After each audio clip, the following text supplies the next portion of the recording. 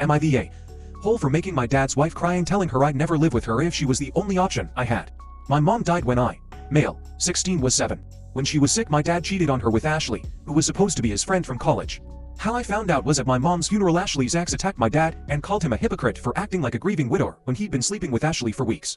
One of my uncles took me away while the other stayed to find out what the hell was happening. But I heard enough. My dad moved Ashley in with us later that week.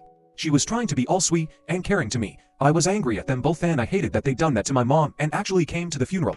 A couple of months later she's pregnant and they're engaged, and they got married before their first kid was born. Right after the baby was born my dad kicked Ashley and the baby out and they got back together a while later. They were on and off like that ever since. I hated living with them, and I hated both of them. Even today, I don't think either of them is a good person and I don't respect either of them. My dad doesn't care so he just lets me do and say what I want, and I spend a lot of time living with my 3 uncles.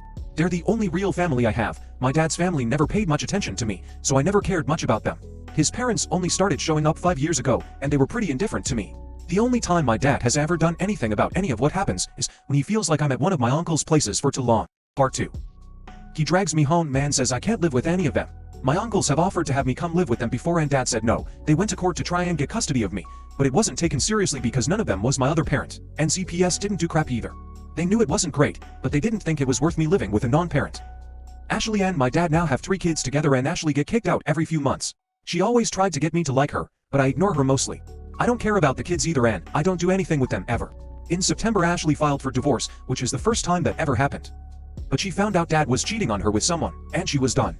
Not all the time she and her kids were homeless, but the cheating did it. She told me she loved and wanted to ask for custody of me. I told her I never loved her. She was just the homewrecker in my eyes, and she was a worthless piece of trash and I wouldn't live with her if she was the only option I had. She got upset and asked me how I could know her all this time, and not love her. I refused to answer, but I told her I didn't care about her kids either and I was glad they were gone. I told her she deserved everything that happened for what she helped him do to my mom. That was the last time I saw Ashley. A few weeks after she moved out dad's parents started showing up more and they told me I should invite Ashley and the kids to celebrate my birthday, and I should see them. I ignored them trying to get involved, but then in December they told me they knew what I said to Ashley, and they told me I should appreciate her way more than I do and how could I make her cry like that.